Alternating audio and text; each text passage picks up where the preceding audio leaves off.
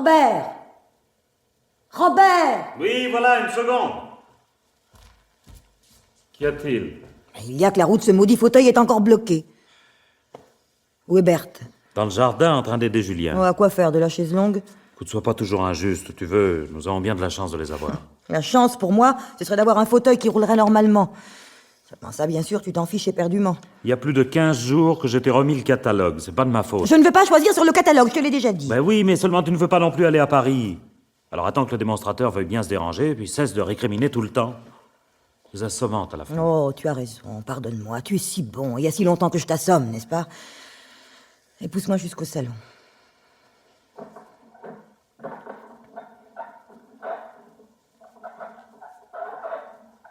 Solange, Oui. nous commençons bien mal la journée. C'est idiot parce que j'avais besoin de te parler, justement. Eh bien, parle. Je viens d'engager à l'essai pour 1 mois une nouvelle secrétaire. Ah. Elle doit arriver après-demain. Bon, et alors? Je tenais simplement à te signaler que je l'ai trouvée par les petites annonces et que je l'ai engagée par téléphone. Je ne sais donc pas à quoi elle ressemble. Pour 1 mois, c'est pas bien grave. Tu pourras toujours la renvoyer si elle ne te plaît pas. Elle a une jolie voix, au moins. Et voilà. Voilà ce dont j'étais sûr et dont je voulais te parler précisément. Nous ne savons rien de cette femme, mais tu as déjà décidé que j'allais lui faire la cour et te tromper avec elle. Eh bien, je suis désolé, mais j'en ai assez de tes sarcasmes et de tes soupçons perpétuels. Depuis 2 ans que nous sommes installés dans cette maison, j'ai dû me séparer de 3 secrétaires dont le travail me satisfaisait entièrement. Et j'ai passé la moitié de ce temps à travailler seul. Eh bien, c'est fini. Nini, jolie ou pas, jeune ou moins jeune. Si son travail me convient, il restera. Ou alors... Ou alors? Ne m'oblige pas à te menacer, Solange, je t'en prie. Si je te parle ainsi aujourd'hui, c'est uniquement pour que tu comprennes. Et pour que tu n'ailles pas chercher le mal partout, si possible. Oui, alors en somme, tu te défends par anticipation. C'est astucieux. Mais ça ne me dit pas ce que tu feras si cette personne n'a pas l'air de me plaire. Bon, alors écoute-moi bien. Nous avons besoin de mon travail pour vivre. Et j'ai besoin d'une secrétaire pour en fournir davantage. Si tu ne comprends pas cela, et si vraiment tu ne peux supporter une femme dans cette maison, eh bien tant pis. Que veux-tu, je m'installerai ailleurs.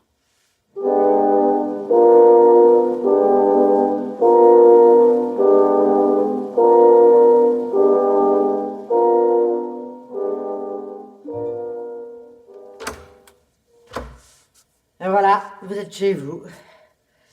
Quand vous aurez fini de vous installer, vous n'aurez qu'à me dire ce qui vous manque. Oh, je pense que monsieur et madame seront de retour d'ici une petite heure. Vous êtes très aimable, je vous remercie. Y a pas de quoi. Ah, au fait, est-ce que Julien vous a parlé de madame pendant le trajet? Votre mari m'a simplement dit que madame Maréchal était paralysée des jambes et qu'elle se déplaçait dans un fauteuil roulant. Depuis 3 ans, oui, des suites d'un accident de voiture. Et Dieu merci, c'est elle qui conduisait. Pourquoi Dieu merci? Oh, pas la peine que je vous explique, quand vous la connaîtrez un peu, vous comprendrez. Seulement vaut tout de même mieux que vous soyez prévenus. Madame n'est pas bonne. Elle fera tout pour que vous ne restiez pas. Pourquoi? Quel âge avez-vous, mademoiselle? 32 ans? Ouais. Eh ben, pour rester, vous en faudrait 15 de mieux et une tête dans le genre de la mienne. Avec la vôtre, et je lui donne pas 15 jours, elle vous accusera de vouloir lui prendre son mari. Ah, ça s'est déjà produit? Depuis 2 ans qu'ils sont installés ici, monsieur a déjà eu 3 secrétaires. La plus coriace a tenu 6 mois. Mais est-ce que madame Maréchal avait des raisons d'être jalouse? Je crois pas, non. Oh, monsieur a rien d'un maniaque, et puis il a bien trop de travail. D'ailleurs, c'est bien simple, tenez. Sur les 3 que je vous parle, il y en a une qui était laide comme un pou, et qui louchait. C'était à se demander comment elle pouvait voir devant elle. Eh ben, ça n'a pas empêché madame de faire son petit numéro. Eh bien, je vous remercie de m'avoir prévenue, madame. Bon, eh ben, je vous préviendrai quand monsieur sera rentré.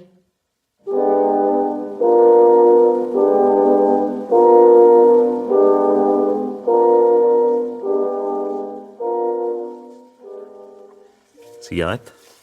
Je veux bien, oui. Merci, monsieur. Je traduis donc ainsi en moyenne 6 volumes par an, à peu près. Et quand je vous aurais dit qu'il ne s'agit pas de romans, mais d'ouvrages techniques souvent très longs, vous aurez peut-être une idée du travail que cela représente. En effet, oui. Madame Maréchal ne vous aide pas? Non, elle s'y est toujours refusée. Et depuis son accident, ma femme est passablement aigrie. Ce qui lui est arrivé est tellement épouvantable. Pour conserver un caractère égal, je suppose, il faudra être une sainte. Peut-être, oui. Mais ne croyez surtout pas que je veuille médire de ma femme, je vous en prie. Non, si je vous dis cela, c'est que je m'en vais vous présenter à elle et que son accueil risque de ne pas être très aimable. Alors n'y faites pas trop attention et ne vous inquiétez pas. Elle se civilisera par la suite. Eh bien, c'est entendu. J'en prends bonne note. C'est parfait. Allons-y tout de suite d'ailleurs. L'heure du déjeuner approche et la cuisine de Berthe n'attend pas. J'espère que vous l'apprécierez. C'est une des qualités de cette maison. Ça tombe bon de peu mieux, le médecin m'a recommandé de prendre quelques kilos. Dans ce cas, soyez tranquille, j'en parlerai à Berthe. Ah, voici ma femme. Ma chère Solange, je te présente ma nouvelle collaboratrice, mademoiselle Anne Rodier. Ma femme. Bonjour, madame. Bonjour. Mademoiselle Rodier trouve notre maison très agréable. Ah, tant mieux. J'aurais été navrée d'avoir à déménager. Solange, t'en prie. Quoi donc? Oh, c'est vrai, suis-je bête. Asseyez-vous donc, mademoiselle... s'il vous plaît. Merci. Ainsi donc, mademoiselle, vous avez décidé de quitter Paris pour la campagne. Ne craignez-vous pas de vous sentir un peu isolée? Je ne pense pas, non. J'ai l'habitude de vivre seule et je n'ai jamais été très mondaine. Même à Paris, je ne sortais pas beaucoup. Tiens. À voir vos chaussures, j'aurais parié le contraire. Vous me ferez plaisir en ne les portant pas dans la maison, ces talons aiguilles sont catastrophiques pour les sols. Cela dit, j'espère que vous vous plairez ici et que vous pourrez être de quelque utilité à mon mari. Il prétend ne pouvoir se passer d'une employée. À plus tard, mademoiselle.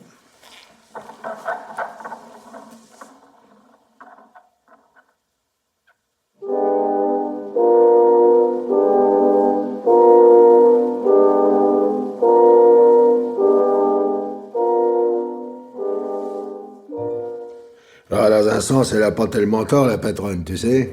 Bah, une jolie femme comme ça, on se demande bien pourquoi elle est venue s'enterrer ici. Je pense doit me monter du vin au lieu de te poser des questions. Bah, et puis, ouais. si on te demande pourquoi elle est ici, mademoiselle Anne, eh ben, tu diras que t'en sais rien. Bon, bah, te fâche pas, quoi. On peut bien causer un peu. Ouais. Et tu crois qu'elle va rester? Bon, ça m'étonnerait, déjà bien beau qu'elle est tenue jusque-là. Ah ouais, ça faut dire qu'elle y va vraiment fort, la patronne. Hein. Elle est encore plus mauvaise avec elle qu'avec les autres. Ouais, parce que mademoiselle Anne est beaucoup mieux que les autres, pardi. Oh, bon. Oh, écoute, maintenant, va me chercher mon vin, fiche-moi la pète, t'es tout le temps fourré dans mes jambes. Bon, je m'en vais. Oh là là, c'est pas croyable ce qu'on peut se faire rabrouer dans cette maison, là. Oh, Berthe, où allez-vous, Berthe? Porter une tasse de thé à mademoiselle Rodier? C'est elle qui vous l'a demandé? Non, c'est moi qui lui ai proposé. Eh bien, vous avez eu tort. Vous oubliez qu'elle n'est qu'une employée. Remportez ce plateau. Et allez lui dire qu'elle vienne le prendre Mais elle-même. madame... Et ne discutez pas, voulez-vous? Et si ça vous amuse de servir de bonne à cette fille, faites en sorte que je ne le vois pas. Eh bien, allez, Berthe.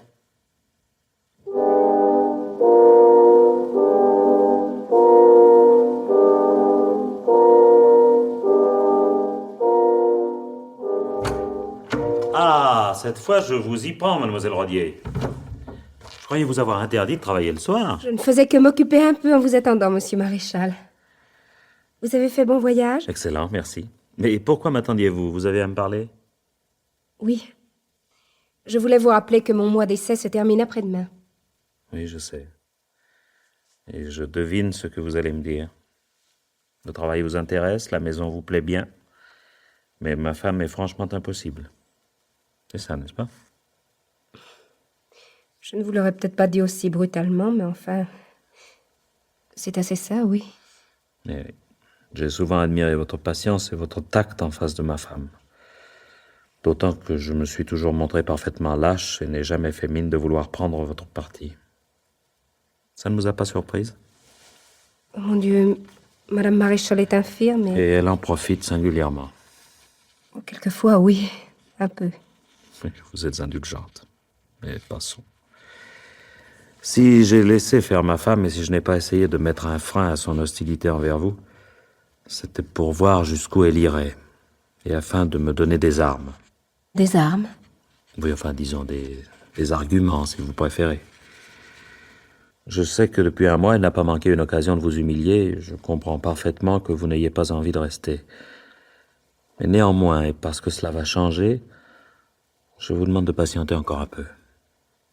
Ne serait-ce qu'une semaine ou deux. Je ne dis pas non, mais qu'espérez-vous? Vous ne pensez tout de même pas que votre femme va changer en si peu de temps? C'est plus qu'un espoir, c'est une certitude, mademoiselle Rodier. À partir de demain, l'ambiance de cette maison va changer, je vous le garantis.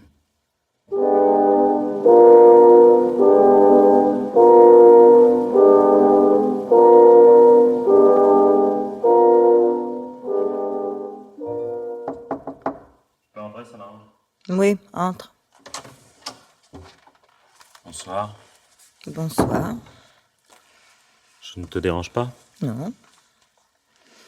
Non, je me demandais simplement combien de temps tu resteras avec cette fille. Après 3 jours d'absence, ton empressement à me revoir est un plaisir. T'aurais-je vraiment manqué? J'aimerais que tu conserves au moins le sens des convenances, un point c'est tout. Au moins est assez joli. À t'entendre, on croirait vraiment que mademoiselle Rodier est ma maîtresse. Tu as fait bon voyage? Oui, je te remercie. Et mon fauteuil? On m'a confié un modèle à l'essai. S'il ne te convient pas, le démonstrateur en amènera un autre. Cela dit, et puisque nous parlions de mademoiselle Rodier, continuons, veux-tu? Il est bien tard. Je suis fatiguée. Il est à peine 9 heures et tu n'éteins jamais avant minuit. Bon. Eh ben, je t'écoute. Son mois d'essai se terminant demain, mademoiselle Rodier vient de m'annoncer qu'elle ne pensait pas pouvoir demeurer. Et alors? Alors je lui ai demandé de rester encore une semaine ou deux. Et je lui ai promis que l'ambiance de cette maison allait changer. T'es-tu engagé aussi à lui porter son petit déjeuner au lit? J'ai simplement dit que l'ambiance de cette maison allait changer et elle va changer. Ton despotisme a vécu, Solange, j'en ai assez.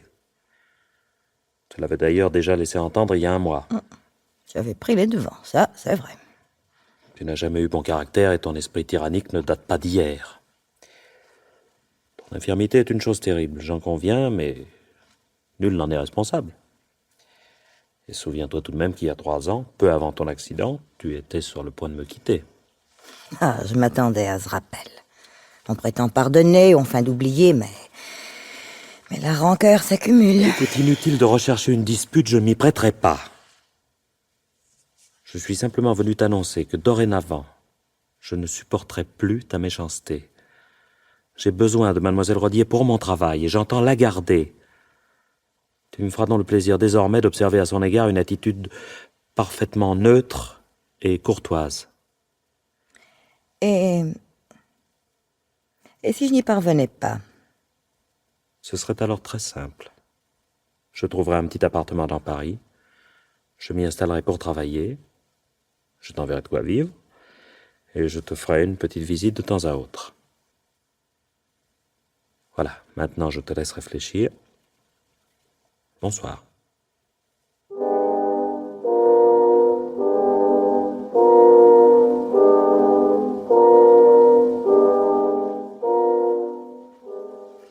Encore un peu de crème, docteur? Non, merci, ma bonne Berthe. Elle est délicieuse, mais mon foie ne me la pardonnerait pas. Oh, bien la peine d'être médecin. Je sers le café, madame. Oui. Et vous apporterez ensuite les jeux d'échecs. Bon. Les échecs? Mais c'est nouveau, ça. Ah, c'est pas pour moi, je n'y connais rien. Mais mademoiselle Rodier y excelle, paraît-il. Oh, disons que je joue honorablement, sans plus. Alors, ne soyez pas trop modeste, étant donné que vous me battez régulièrement, c'est vexant pour moi. Oh, je vous bats surtout parce que vous n'êtes pas au jeu. Vous parlez tout le temps. Ça vient sans doute de ce que vous avez trop de charme, mon petit. Pour un jeu qui réclame autant d'attention, j'ai toujours pensé que les jolies femmes devraient être voilées. C'est une explication très aimable, madame, mais ce n'est pas la bonne. La vérité, c'est que tout en jouant, votre mari s'interroge sur les difficultés de certaines traductions. En somme, il joue distraitement aux échecs tout en continuant de travailler. Mais décidément, mon chéri, je finirai par croire que tu es véritablement un bourreau de travail. Non, laissez Berthe. Vous desservirez tout à l'heure. Occupez-vous du café. Et emportez cette crème pour Julien et pour vous. Bien, madame.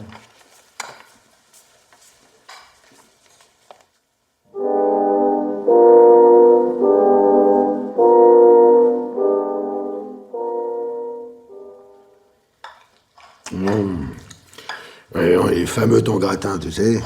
Ah, j'en prendrais bien encore un peu. Ah, il y en a plus, tu te rattraperas sur le fromage. Encore? Ah, puis tu manges trop, tu grossis. Ouais, sans vouloir t'asticoter, Tu maigris pas non plus, tu sais. Ah, bah, moi, c'est pas pareil. Moi, je grossis parce que je suis une femme. Oh. Bah quoi? Ah. Mais je suis pas une femme, peut-être. Bah si, autant que je m'en souvienne, si. Oui. Dis donc, comment ça se passe, ce dîner-là? Oh, bizarrement. Ah. J'ai jamais vu la patronne aussi aimable. Elle fait même des grâces à la petite. Ah bah peut-être qu'elle a enfin compris qu'elle allait trop fort. Ah, puis de toute façon, maintenant qu'elle a raté son coup... Comment ça qu'elle a raté son coup?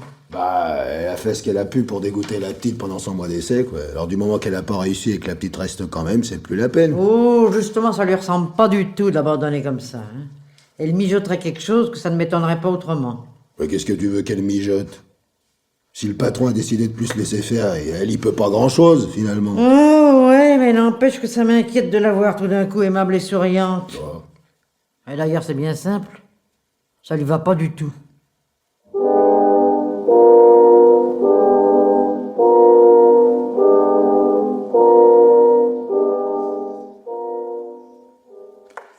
J'adoube. Tu quoi? J'adoube. J'annonce que je touche une pièce pour essayer un arrangement. Si je ne préviens pas, la règle joue. Pièce touchée, pièce jouée.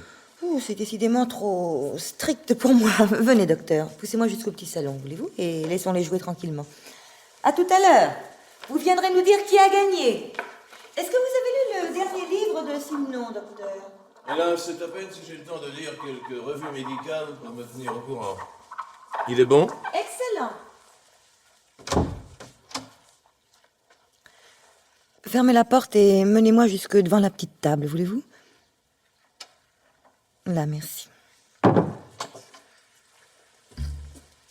C'est un roman policier, je suppose. Pardon? Le Siménon.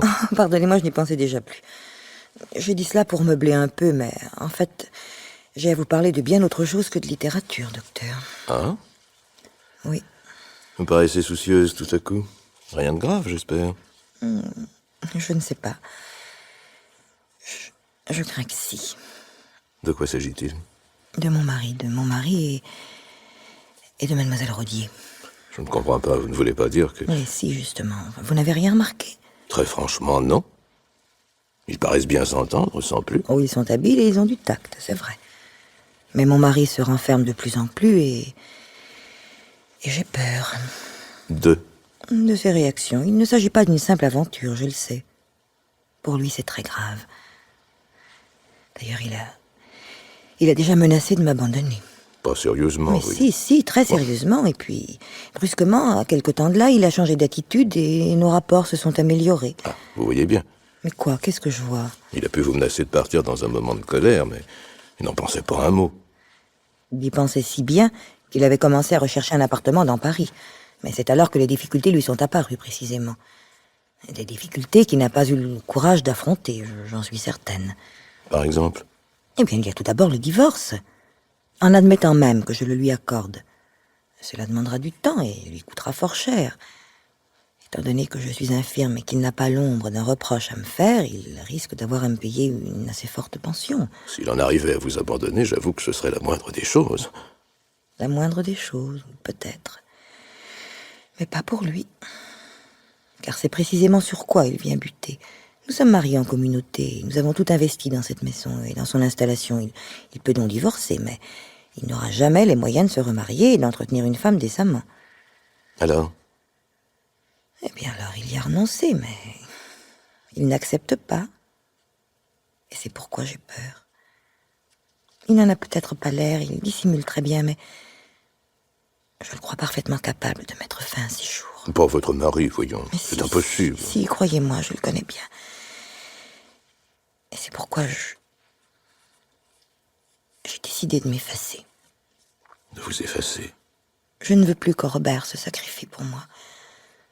Après tout, je suis seule responsable de mon infirmité et il est injuste qu'il paie avec moi.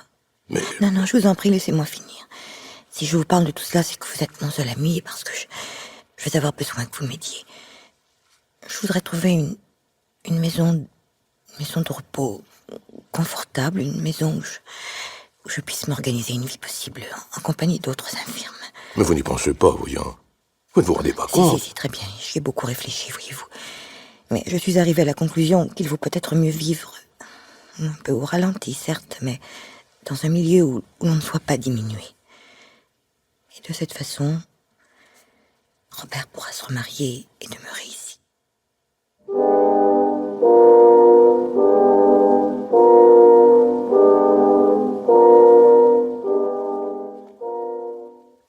Tu n'as plus besoin de rien?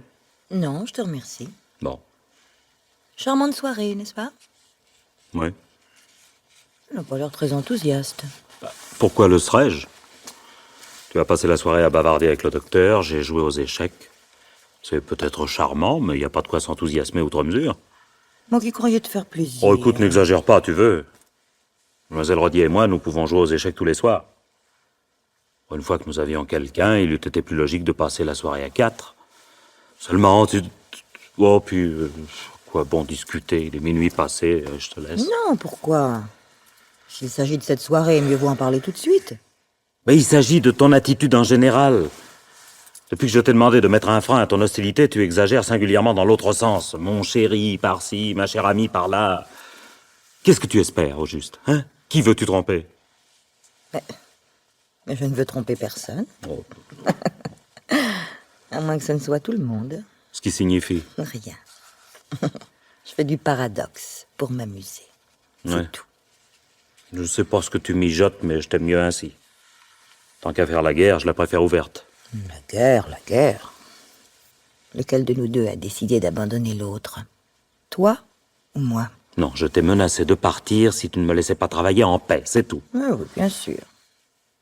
Si je me cantonnais dans ma chambre, si je fermais les yeux, et si j'apprenais à me faire toute petite, tu consentirais peut-être à ne pas me rejeter.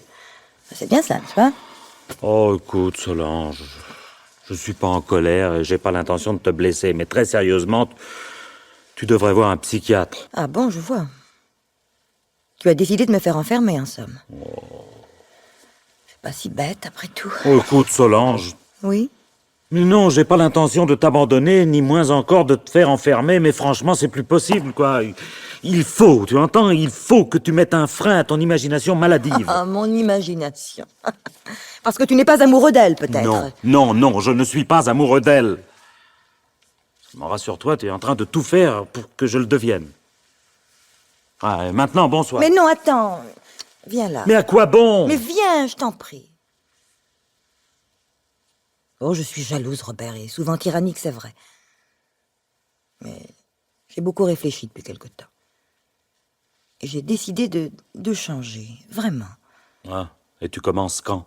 Ne sois pas méchant. Je crois que nous pourrions repartir sur de nouvelles bases, toi et moi. Et je le souhaite sincèrement. Seulement, il faudrait que nous recommencions par une page blanche. Mademoiselle Rodier est charmante et je veux bien croire que tu n'es pas amoureux d'elle. Mais tu préférerais quand même que je commence par la renvoyer, hein? Tu en engageras une autre. Et je te jure que je ne m'y opposerai pas. Seulement, avec elle, ce serait pas facile maintenant. Oui, je comprends. Mais c'est tout de même non. Tu refuses. Je refuse de céder à ton caprice nouvelle formule, oui. S'il n'y a rien entre vous, qu'est-ce que ça peut bien faire de changer de secrétaire? Écoute, n'insiste pas. Tu m'as déjà fait renvoyer inutilement 3 secrétaires, mais cette fois-ci, je ne marche plus. Au lieu de larmoyer, essaye plutôt de renoncer à ton idée fixe.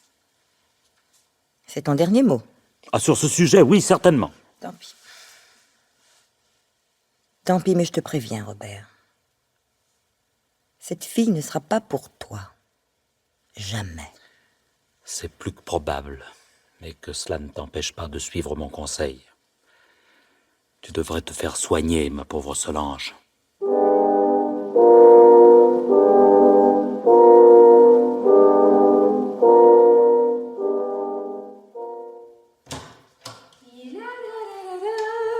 Bonjour Julien. Ah, bonjour, mademoiselle Anne.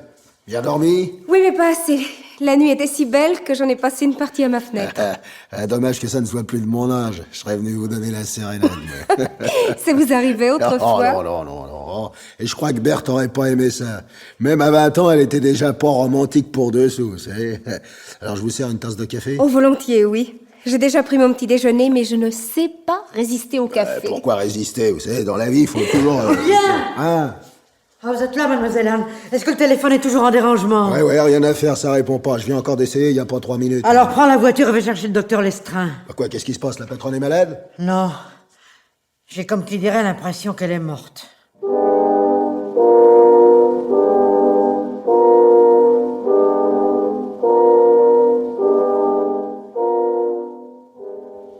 Je suis désolé, monsieur Maréchal, mais j'ai des ordres. Ah oui, personne ne doit entrer dans la chambre. C'est même pour ça qu'on m'a laissé là. Mais vous n'allez pas coucher devant cette porte, quand même.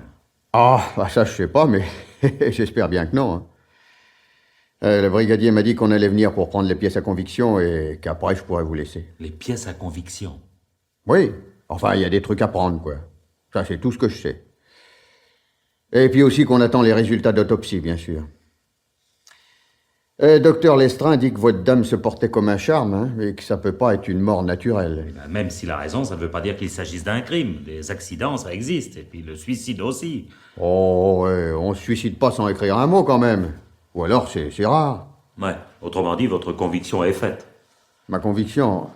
Moi, vous savez, je suis pas là pour avoir des convictions. Hein. Non, tout ce que je demande, c'est qu'on vienne me relever et que je puisse rentrer me coucher.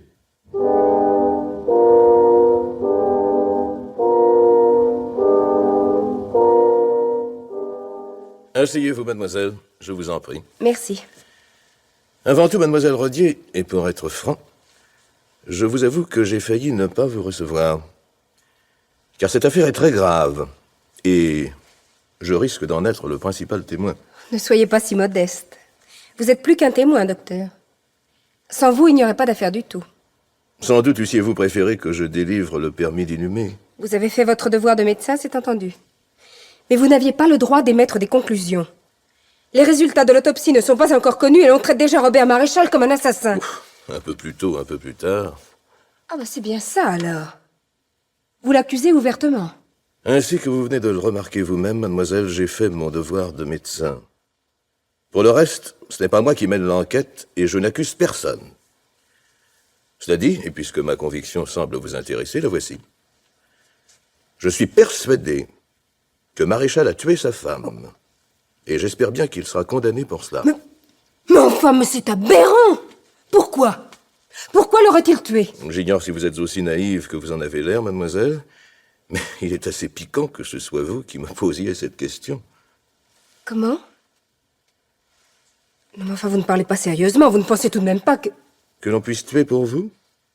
Mais c'est vous qui êtes trop modeste à présent. Docteur, faites attention et réfléchissez à ce que vous dites.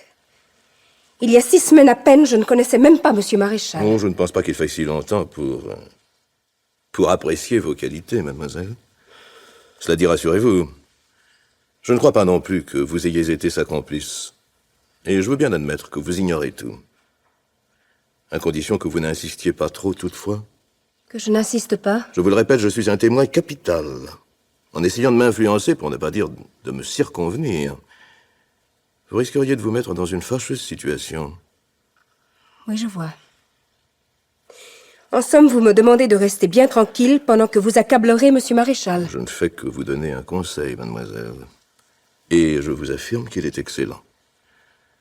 Si vous êtes en dehors de ce crime, ne vous en mêlez pas. Vous n'avez pas le droit de parler d'un crime. Vous avez raison, mais ma petite entorse n'est pas bien grave. D'ici 24 ou 48 heures, tout le monde aura le droit d'en parler.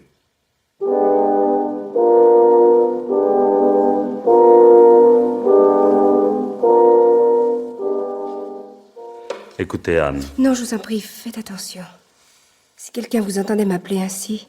N'ai-je pas le droit d'appeler ma secrétaire par son prénom? Si, bien sûr, mais comme vous ne le faisiez pas auparavant, le moment me paraît mal choisi pour commencer.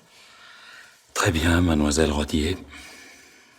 J'allais vous dire que le secret de la patience étant de faire autre chose en attendant, nous devrions essayer de travailler un peu. Non, ce n'est pas mon avis. Que voulez-vous faire d'autre? Je ne sais pas. Réfléchir. Voilà 2 jours que nous réfléchissons et nous sommes arrivés à la seule conclusion possible. Que pouvons-nous de plus? Réfléchir encore. Et essayer de prévoir ce qui va se passer. La police ne va pas se contenter de nos conclusions. Peut-être pas tout de suite, mais elle finira bien par se rendre à l'évidence. Si ma femme est vraiment morte empoisonnée, il n'y a pour moi qu'une seule explication possible. Elle s'est suicidée en s'arrangeant pour me faire incriminer. Oh oui, et son plan est en train de réussir. Non, je ne crois pas.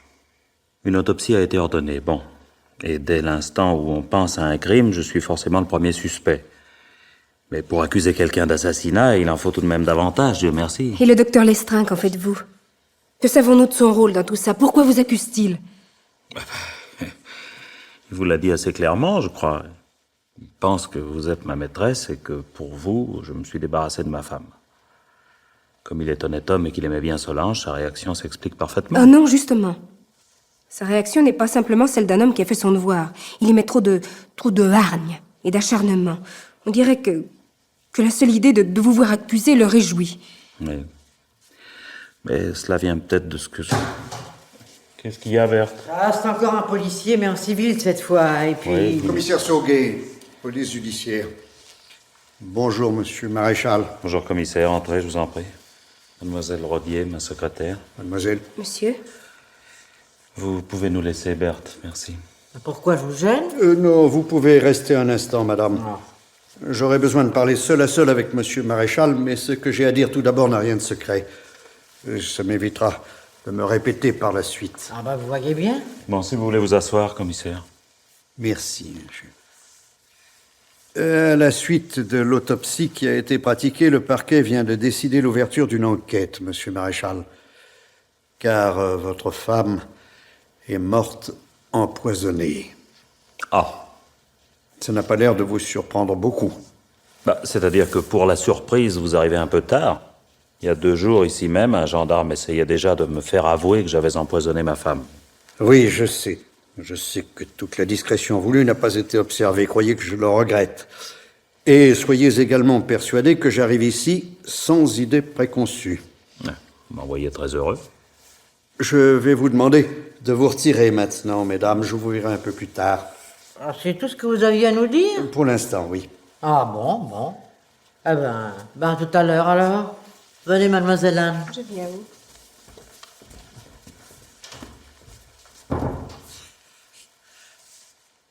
Votre domestique n'a pas l'air d'aimer qu'on puisse vous soupçonner, monsieur Maréchal. Je n'apprécie pas tellement non plus, vous savez. J'ai beau savoir que je n'ai pas tué ma femme, l'idée d'être pris pour un assassin est plutôt désagréable. Est-ce que vous avez peur? Peur? Oui, d'être finalement accusé, puis condamné. Permettez-moi d'espérer que nous n'en sommes pas là. Dès lors que ma femme est morte empoisonnée, je comprends que vous ayez des soupçons. Je trouve même assez normal qu'ils commencent par se porter sur moi. Mais de là à réunir les preuves nécessaires à une accusation... Des preuves matérielles ne sont pas toujours indispensables, vous savez. Pour la justice, de fortes présomptions peuvent en tenir lieu. Or, je vous signale qu'il y a contre vous dans cette affaire de très fortes présomptions. Je croyais que vous étiez sans idée préconçue. Moi, oui, mais je ne suis pas seul. Qui aurait pu vouloir tuer votre femme, selon vous? Personne. Voilà qui est catégorique. Comment expliquez-vous sa mort, alors? Écoutez, si ça ne vous fait rien, j'aimerais mieux ne pas vous le dire tout de suite. Pourquoi? Pour ne pas risquer de vous influencer.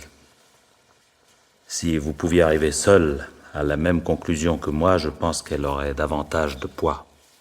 Vous avez peut-être raison, mais je crains que ça ne soit difficile. J'ai besoin de vous interroger, moi.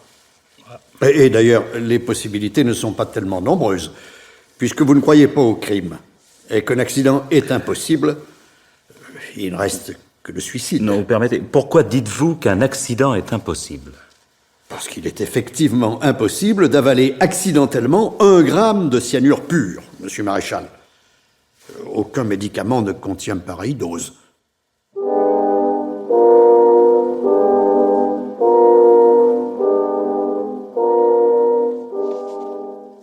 Vous devriez avoir honte. Venir embêter le monde pareillement et soupçonner un homme comme monsieur, mais faut vraiment avoir du vice. Non, Berthe, du calme. Je sais bien que vous avez envie de m'aider, mais ce n'est pas en insultant monsieur le commissaire que vous y arriverez. J'insulte personne, je dis ce que je pense. Mais C'est oui, votre droit, et je ne vous le reproche pas, madame Sancerre. Seulement maintenant, je voudrais bien que vous répondiez à ma question. Oui ou non, saviez-vous que dans la vitrine du petit salon, il y avait une boîte contenant une capsule de cyanure? Non, monsieur m'a seulement dit que c'était des souvenirs de guerre et qu'il fallait pas y toucher. Bon, bien. Est-ce que, à votre avis, madame Maréchal aurait pu attraper cette petite boîte de son fauteuil? Faut croire puisqu'elle l'a fait. Non, c'est pas ce que je vous demande. Ça n'est pas ce que je vous demande. Je vous demande si cette boîte n'était pas placée trop haut pour quelqu'un qui ne pouvait pas se tenir debout. Oh, sûrement pas, non. Dans la bibliothèque, elle prenait souvent des livres placés bien plus haut que ça. Ah, voilà qui est mieux. Bon, eh bien, je vous remercie, ce sera tout pour l'instant. Moi, j'aimerais mieux que ça soit tout pour de bon, hein. Il faut que je m'occupe de ma cuisine, moi. Ne vous inquiétez pas. Si j'ai encore besoin de vous, c'est moi qui viendrai vous voir. Oh, vous croyez pas obligé, surtout. C'est une vraie mère poule, votre Berthe. On a vraiment l'impression qu'elle se ferait hacher pour vous. Oui, autrement dit, vous la soupçonnez de mentir. Ah non, non, je ne dis pas ça. Mais sa partialité est flagrante. Et il est bien évident que devant un tribunal, par exemple, ça pourrait vous faire plus de tort que de bien. Ah, bon, parce que vous en êtes déjà à mon procès. Je vais vous le dire, où j'en suis. Oui, mais finissons-en tout d'abord avec cette histoire de cyanure. Ouais. Pourquoi teniez-vous tellement à conserver ce poison? Je tenais pas spécialement, moi c'était un souvenir, je vous l'ai dit. Tout comme mon pistolet, mes fausses cartes d'identité, et puis le morceau de parachute qui est dans cette vitrine.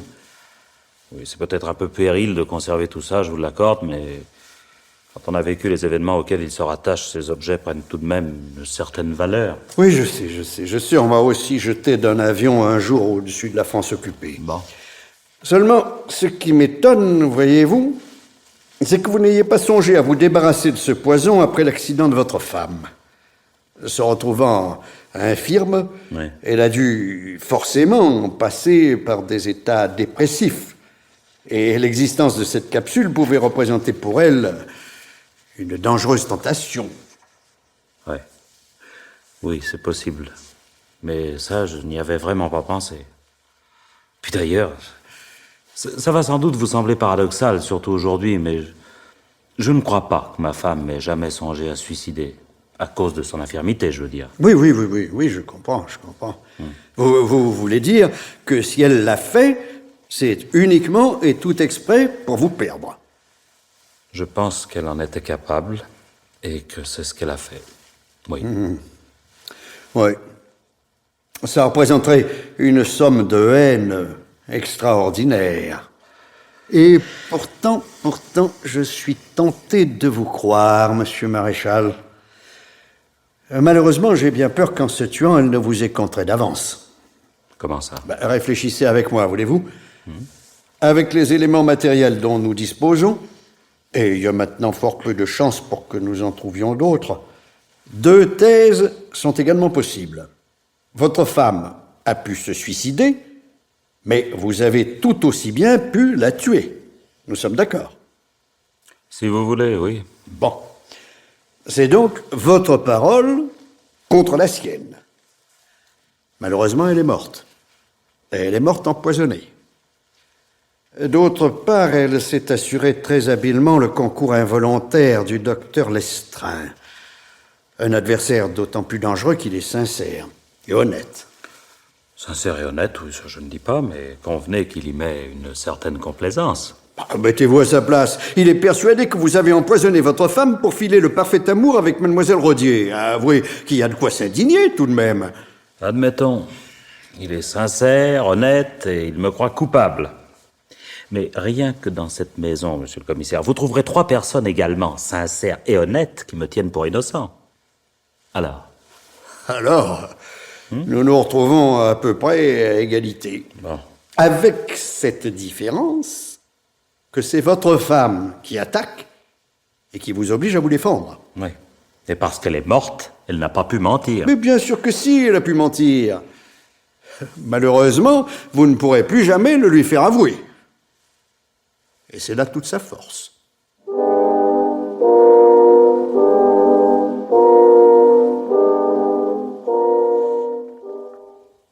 Ah, je crois que le commissaire a raison, Anne, vous savez.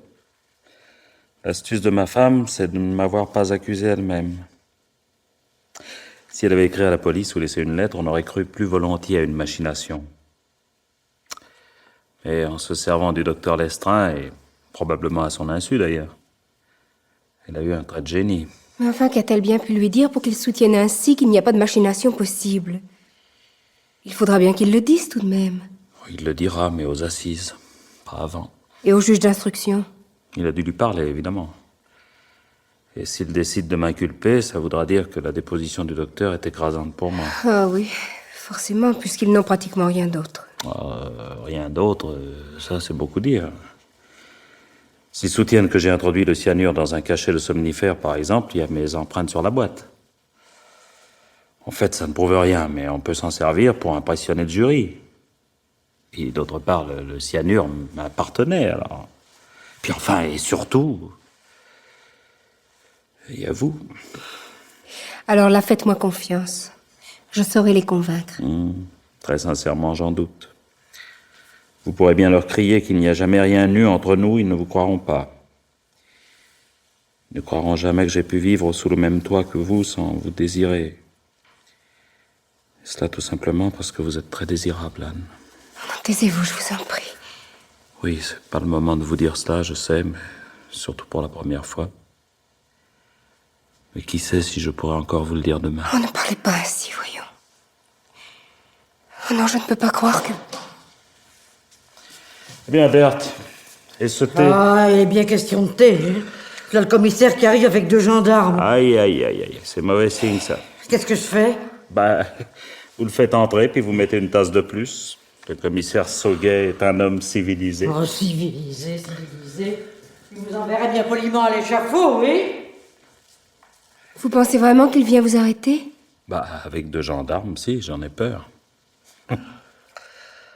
On a beau s'y attendre plus ou moins, j'avoue que jusqu'à présent, je n'y croyais guère. Promettez-moi que vous ne partirez pas, Anne. Que vous resterez là. Je vous le promets. Il y a pas mal de travail que vous pourrez faire sans moi. Puis, de toute façon, même s'il n'y avait rien à faire, je serais heureux de vous savoir là. N'allez pas trop vite quand même. Vous n'êtes pas encore en prison. Non, mais il y a de grandes chances pour que j'y couche ce soir. Par ici, monsieur le commissaire, par ici. Vous arrivez juste à point pour le thé. Très aimable à vous, mais j'ai bien peur de ne pouvoir accepter. Bonjour, mademoiselle. Bonjour, monsieur le commissaire. Pourquoi n'accepteriez-vous pas une tasse de thé? Parce que vous êtes venu m'arrêter? Ne plaisantez pas. C'est exactement pourquoi je suis là. Mais je ne plaisantais pas. Vous m'accorderez bien quelques instants tout de même? Oui, bien sûr, bien sûr. Le juge ne nous attend qu'à 5h30. Eh bien, profitons-en. 3 tasses, Berthe. Il a dit qu'il n'en voulait pas. Écoutez, soyez gentil, discutez pas, puis servez-nous. Asseyez-vous, commissaire, je vous en prie. Il m'est arrivé déjà d'exécuter des ordres à contre-cœur, mais jamais à ce point-là. Ce juge est têtu comme une mule. Il a décidé de vous inculper avant même de vous avoir entendu. Enfin, sur quoi va-t-il appuyer son accusation? À moins qu'il y ait des éléments nouveaux. Il y en a un. Ah. Oui, justement. Irréfutable, paraît-il. Ça veut dire quoi, irréfutable? Qu'on peut pas aller contre? Exactement, oui. Mais je reste persuadé, quant à moi, que M. Maréchal n'a pas tué sa femme. Ah, vous êtes bien bon, mais ça vous empêchera pas de l'arrêter, je suppose. Je fais mon devoir, Madame Sincère, je ne suis qu'un exécutant. Écoutez, taisez-vous un peu, Berthe. Le commissaire n'est pas responsable. Oh, vous, la tête dans le panier, vous trouverez encore que c'est la faute à personne. Berthe n'a pas tort dans un sens, Monsieur Maréchal. Il va falloir vous occuper sérieusement de votre défense. Les assises, ça se prépare. C'est pourtant vrai. Eh oui, on croit généralement qu'il s'agit d'un tribunal réservé aux grands criminels, et puis un beau jour, on s'aperçoit que c'est pas ça du tout. Ne sachant pas si vous êtes innocent ou coupable, la justice s'en remet à l'appréciation des jurés, tout simplement. Autant dire à la loterie. Oh, une loterie où vous aurez une chance sur 2, tout de même. Et vous pouvez compter sur ma déposition pour faire pencher la balance du côté de l'acquittement. Écoutez, moi je comprends pas. Vous dites que monsieur est innocent et vous venez l'arrêter. Enfin, c'est pourtant bien vous qui l'avez faite, l'enquête, non? Si, mais pour le compte du juge d'instruction. Ah bon? Alors c'est vous qui voyez les gens, qui savez les choses, et c'est l'autre qui juge. Ben moi je suis peut-être pas très maligne, mais je trouve ça pas normal. Écoutez, Berthe, Oui, monsieur. laissez parler le commissaire, nous n'avons pas beaucoup de temps. Bon. Quel est cet élément nouveau dont vous parliez, commissaire? Voilà. Il se rapporte au somnifère que vous aurez demandé votre femme. Oui. Le docteur Lestrin a fait hier à ce propos une remarque assez pertinente, je dois dire. À savoir que l'on ne prend pas un somnifère avant de se suicider au cyanure. Oui, ça, la remarque est valable, vous avez raison. Enfin, sauf si nous admettons que ma femme était acharnée à me perdre, car elle a très bien pu penser à ça. C'est aussi ce que j'ai dit. Mais le juge a voulu en avoir le cœur net et il a fait procéder à de nouvelles analyses. À la suite de quoi, le médecin légiste a été formel. Pour lui, indiscutablement, le cyanure a été introduit dans un des cachets de somnifère. Enfin, comment peut-il être aussi affirmatif, enfin, que le poison ait été dans le sachet ou absorbé à part? Ce ne sont tout de même pas les analyses qui vont le lui dire. Mais non, bien sûr, mais ce que vous ignorez peut-être, c'est que les somnifères que prenait votre femme n'étaient pas des somnifères courants. Si, je le sais parfaitement, puisque je prends les mêmes. Ce sont des cachets que le pharmacien nous prépare sur ordonnance du docteur Lestrin. Bon, alors... Le docteur Lestrin en a donné la composition au médecin légiste. Oui. Or, à l'analyse, le légiste a bien retrouvé trace de la capsule panifiée de l'un de ces cachets, Oui. mais pas la moindre trace des composants qu'elle aurait dû contenir. Autrement dit, et indiscutablement, on a remplacé le contenu de ce cachet par le cyanure. C'est peut-être indiscutable, mais je vous fais la même observation tout à l'heure. Ayant pensé à ce détail et voulant avant tout me faire incriminer, ma femme a très bien pu procéder elle-même à cette opération. Ça n'est pas impossible, évidemment. Mais le juge refuse de croire à un tel raffinement. Oh, bah oui. Il pense que votre femme, même si elle avait songé à ce détail, se serait contentée d'avaler un somnifère en plus du poison. Et il ne la voit pas du tout en train d'ouvrir un cachet pour le vider de son contenu. Eh ben, il a tort, votre juge, parce que c'est pourtant bien ce qu'elle a fait. Quoi Avec une lame de rasoir, parfaitement. Bah, je l'ai vu comme je vous vois. Non, Berthe, qu'est-ce que c'est que cette Mais histoire? un instant, attendez. Attendez. Madame Sancerre, Ouais. réfléchissez bien. Et faites attention à ce que vous allez dire. C'est très important. Pardi, je le sais bien que c'est important. Bon. Alors, commençons par le commencement. Dites-nous, comment vous avez pu voir? Par le trou de la serrure. Ah. Oui, oh, je sais que c'est pas bien, mais il y a des fois où c'est plus fort que moi. Faut que j'écoute aux portes et que je regarde un peu ce qui se passe. Et puis, faut vous dire aussi que depuis quelque temps, je me méfiais. J'avais dans l'idée que madame mijotait quelque chose. Je la surveillais un peu. Oui. Mais dites-nous ce que vous avez vu. Eh ben, ce que vous avez dit, exactement. J'ai vu madame en train d'ouvrir un des cachets, et puis, quand ça a été fait, elle l'a vidé, et elle a mis autre chose dedans. Ouais. Berthe, Monsieur, je sais bien que vous le faites pour tenter de m'aider, mais vous mentez très mal. mais je m'en passe, c'est la vérité vraie. Pourquoi ne l'avez-vous pas dit plus tôt, alors? J'espérais que ça irait sans ça, j'aurais préféré. Pourquoi? Pour pas avouer que vous écoutez aux portes? Oh non. Non, pas pour ça. Non, bon, ben, expliquez-vous, alors. Vous prétendez vouloir aider Monsieur Maréchal, vous détenez un secret qui semble l'innocenter, et vous ne dites rien. Pourquoi? Tant qu'il n'était pas question d'arrêter vraiment monsieur, je trouvais ça plus simple. Puis je pensais aussi que vous alliez pas me croire. Ça, pour ce qui est de vous croire, c'est maintenant que ça devient difficile. Bon, eh ben, tant pis alors. Va falloir que je vous raconte tout le reste. Le reste? Le reste. Ah oui? Attendez, vous permettez, commissaire? Oui. Bon. Oui, allez-y. Écoutez-moi bien, Berthe. Je ne sais pas ce que vous allez dire, mais je suppose qu'il s'agit encore de me venir en aide. Si vraiment vous avez vu quelque chose, bon, dites-le. Mais ne dites rien qui ne soit pas la vérité, ça je vous le demande. Mais j'ai rien d'autre à dire que la vérité, monsieur. Si je l'ai pas dit tout de suite, c'est que... j'aurais bien voulu m'éviter des tracasseries, voilà. Comment ça, des tracasseries? Eh oui. Madame Sancerre, pour l'amour de Dieu, venez au fait. Vous prétendez avoir vu Madame Maréchal ouvrir un cachet, le vider et remplacer son contenu par du cyanure. Pardon, me faites pas dire ce que j'ai pas dit. J'ai vu madame ouvrir un cachet et je l'y ai vu mettre quelque chose dedans, mais je savais pas que c'était du cyanure. Bon, c'est entendu. Bon. Et après? Ah, mais dites pas comme ça. Bon. C'est très important pour la suite, ce que je vous dis là. Bon, très bien. Vous avez vu Madame Maréchal mettre quelque chose dans le cachet qu'elle venait d'ouvrir. Oui. Mais vous ne saviez pas que c'était du poison. Bon. Ensuite. Eh ben, ensuite, elle a recollé le truc. Elle est allée dans la chambre de monsieur. Elle l'a mis dans sa boîte de somnifères à lui. Quoi? Qu'est-ce que vous dites? Berthe. Mais c'est elle qui a voulu tuer son mari, parfaitement. Probable qu'elle avait trop peur qu'il finisse par s'en aller un jour. Oui. Et tout ça est bel et bon, mais vous oubliez un détail, ma bonne Berthe. Quoi? À savoir que finalement, c'est tout de même Madame Maréchal qui est morte. Bah oui, forcément, puisque j'ai fait l'échange des boîtes. Qu'est-ce que vous dites? Ben, pendant que monsieur et madame étaient à la promenade, oui. J'ai mis la boîte où il y avait cette cochonnerie chez madame, et j'ai porté la sienne chez monsieur. Non mais, enfin, vous ne vous rendez pas compte. Vous êtes en train de nous expliquer froidement que c'est vous qui l'avez tué. Oh, pardon? Je savais pas que c'était du poison qu'elle avait mis là-dedans, ça pouvait être... est-ce que je sais, moi, ça pouvait tout aussi bien être une farce. Mais oui, bien sûr.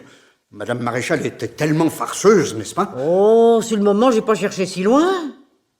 Ouais, tout ce que je peux vous dire, c'est ce que j'ai pensé en la voyant trafiquer. Je me suis simplement dit comme ça, toi, je sais pas ce que tu mijotes, on va bien voir. Et de toute façon, si c'était bon pour monsieur, ça pouvait pas être mauvais pour madame, pas? Et voilà. Maintenant, vous pouvez bien m'arrêter si ça vous amuse. Moi, j'ai dit la vérité et ma conscience, elle est tranquille. Et puis, si on me fait un procès, vous inquiétez pas pour moi. Les jurés sauraient bien quoi leur dire. Parce qu'il faudrait tout de même pas oublier que la victime dans toute cette histoire, c'était jamais rien d'autre que l'assassin.